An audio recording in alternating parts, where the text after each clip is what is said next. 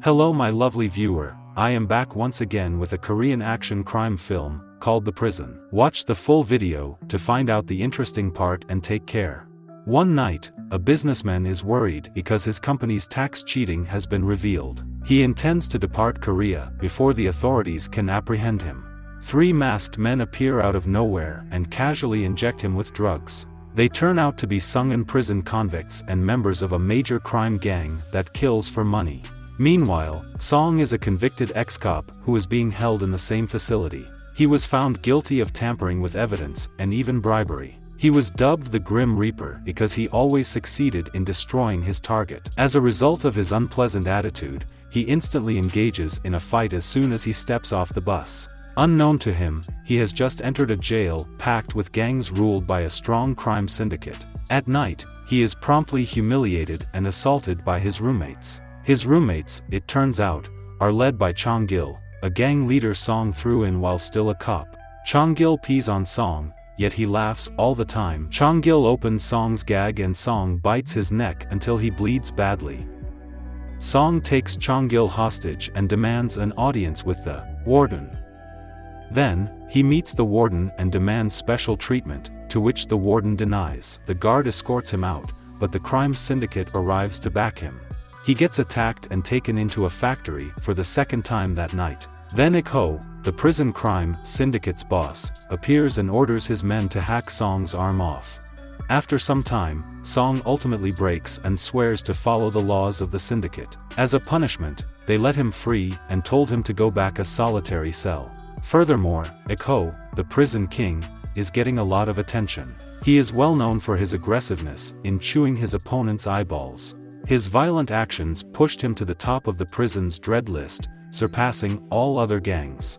Aside from those ways, he bribes the authorities and the prisoners with a piece of his dirty money. The next day, Chong troops Gils attack Song. When Ik-ho notices this, he invites them to a duel. The duel then begins. Song manages to score strong blows on Chong-gil at first. Then Chong-gil manages to strike a blow on Song, and they both overwhelm each other. Song takes Chong-gil by surprise and throws him to the ground. Then he kicks him in the chest and delivers the knockout punch, resulting in his victory. Song requests to join Ik-gang Ho's as a reward, which Ik-ho accepts. He eventually joins the group and gets to enjoy the high life in prison. The warden meets with Ik-client Ho's the next day to deliver the prize for killing the businessman earlier. He also leaves Ik-next Ho's assignment with warden, who takes it cheerfully. Meanwhile, Song is getting to know his new housemates, who are Ik-direct Ho's henchmen who do the murders for the client. He is astonished to learn that they are all specialists in their fields, ranging from safecracker to surgeon to army head to butcher. Warden then meets with Ik-ho to deliver the reward and details about the upcoming task. They design the next mission based on the details. They even bring in an explosives expert from another prison. They break into the target's location, unlock the safe, and steal certain stuff within minutes. During the mission, however, one of the guys manages to escape. Warden hears of the news and instructs his men to apprehend him as soon as possible. To add to his plate, the chief also visits the prison to do a sudden checking. He quickly notices something strange about Ik-ho, who has been selected as a model prisoner. Ik-ho, on the other hand, is determined and intends to assassinate Chief. Fortunately, Song supports Ik-ho and releases the tension, and he is instead beaten by the guards. Before departing, Chief directs Warden to clean up the mess. Ik-ho feels obligated to Song as a result of the incident, so they go out to eat Song's favorite meal. Over dinner, Ik-ho becomes more convinced of Song's commitment, and assigns him a mission to capture his henchman who escaped in the last assignment in exchange for $100,000. Song starts his mission the following day. He easily locates the inmate using his prior police expertise. Song exits the car and joins the battle. Song finally catches up with the jailbreaker after some minutes of running. Ik-ho returns the jailbreaker to the prison and instructs him to commit himself. Song accepts the money but feels horrible for assisting in the death of the inmate. The next day, Song is appointed as Ik-ho's right-hand man. Ik-ho teaches Song how to survive in prison and persuades him to join the syndicate completely. While cleaning, Song notices the warden hiding a secret in his office and resolves to investigate later. Then, Song and the gang share some barbecue. Unfortunately, he gets into a brawl with Lee, Ik, former Ho's right-hand man who enviously looks up to him. Ik Ho wins in front of everyone by defeating Lee instead of Song. Chong-gil notices Lee's change of heart and offers him to join him in plotting against Ik Ho, to which he grudgingly agrees. Meanwhile, Song has penetrated the warden's office and discovered the warden's secret. Warden, it appears out, has been keeping evidence of Ik Ho taking missions from the client. Song learns from one of the tapes that Ik Ho is the one who murdered his brother because he was too close to the prison syndicate as a reporter.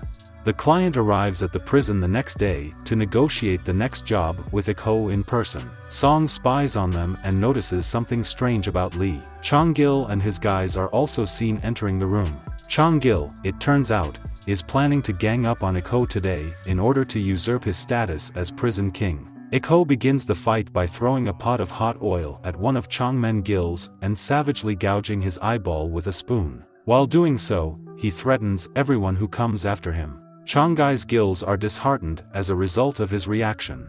When Chong-gil notices this, he apologizes, followed by tears and confession.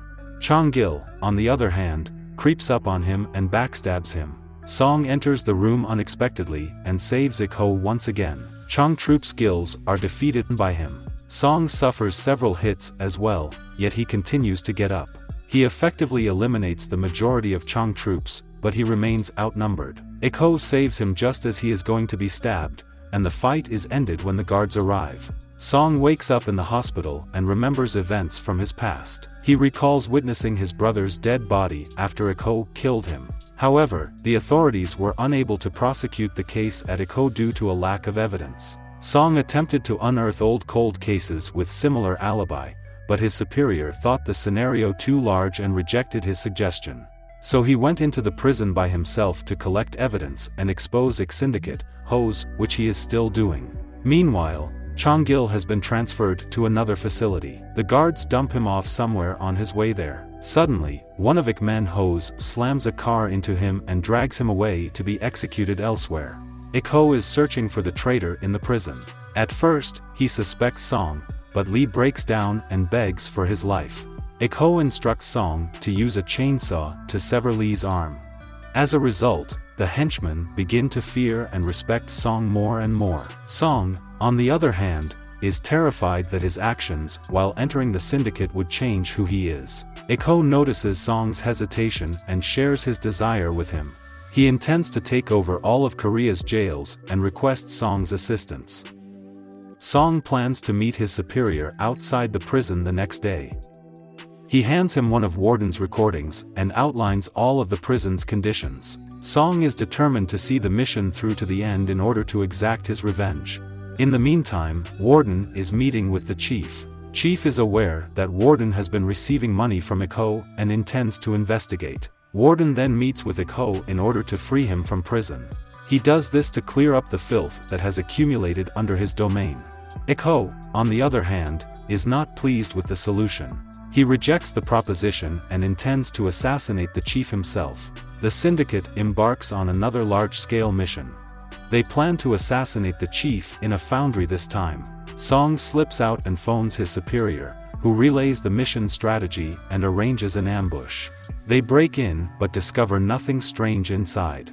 Ik Ho, it turns out, has changed the meeting location as a precaution. His minions arrive with the chief in a sack and place him in front of a scrap metal grinder. As he nears the end of his life, Chief begs for his life. Ik Ho assassinated the chief with no proof leading to the syndicate.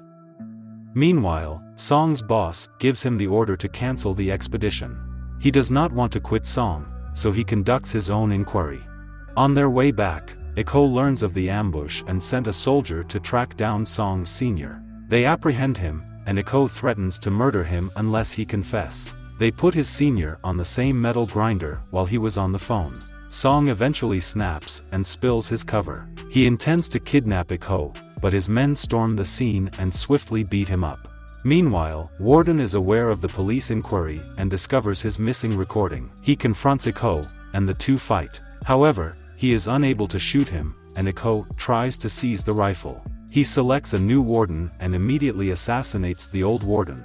Ik Ho then instructs his soldiers to make Song the scapegoat for Warden's murder. They seek to make it appear as if he commits suicide. They assist Song up, his will to live is unshakable. One of the henchmen admires him and assists him in fleeing. In the midst of the chaos, Song beats the henchmen one by one. Then he exits the room to conceal himself. The prison is on high alert in search of Song. One by one, the guards search the room. Fortunately, one of his old acquaintances takes him in and cures his wound. He then goes to a private hose facility and sets fire to it.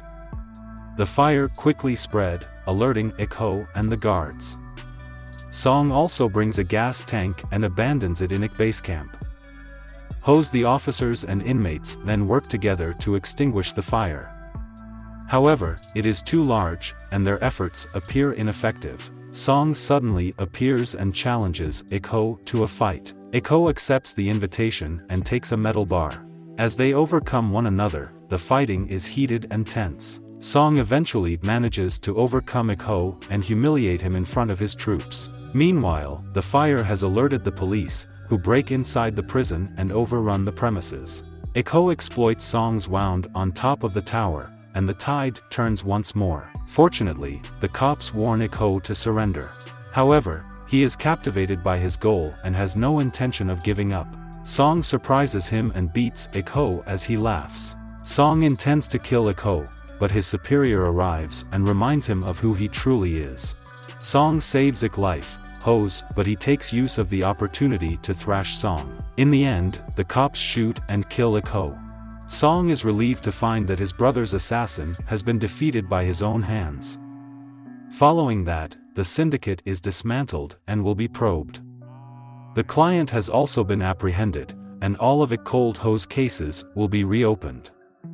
Song, on the other hand, will do some time in prison for his conduct while joining the syndicate, which he welcomes wholeheartedly. Subscribe to watch more videos like this, turn on notifications, and leave a like and comment to help the channel out. Thank you for watching, and see you next time.